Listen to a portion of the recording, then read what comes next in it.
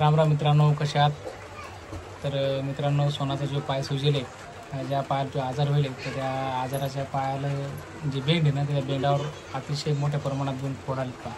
ते 2 फोड आल्यामुळे एवढे ठणका लागलेत ना, त्या फोडामुळे तिला एवढा त्रास होऊ राहिला ना, तर म्हणजे तिला पाय पण असा थोडासा उचलला नाही चालला, कारण एवढं ठणका राहिले. कारण साधारण आपल्या पाय जर एखादा जर फुटकुळी आली, बारीक फोड जर आला तर आपला पाय किती करणार ते, म्हणजे किती ठणक ते पाय.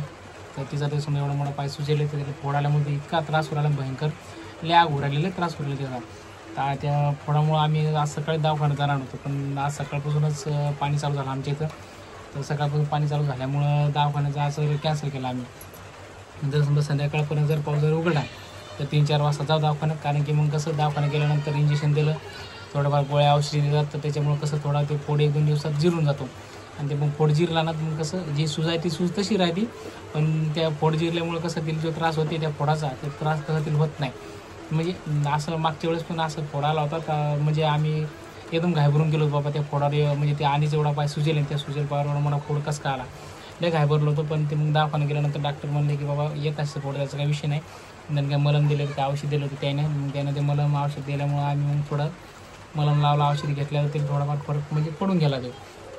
आता परतच झालं तर मग सकाळपासूनच आम्हाला एकदम म्हणजे असं परत टेन्शन आलं की बाबा हे काय नवीन म्हणजे परत आला फोड दिलं. तर काय नाही, बघू समजा संध्याकाळी जर पाणी उघडला तर जाऊ दवाखान्यात, नाही तर मग उद्या जावं लागलं दवाखान्यात. तर हे पहा मित्रांनो, फोड हा एक फोड आला तिच्या सुजेल बेंडावर, आणि हे पहा हा पण आला, हा एक आणि हा एक, हे 2 फोड आहेत मित्रांनो. लय ठणकू राहिले, ते लय आग राहिले त्याची. तर त्याच्यामुळं कसं पाय जखडला, ठणक लागल्यामुळे पाय जखडला असल्यामुळे मग ते आज जरा जास्त त्रास होऊ राहिला.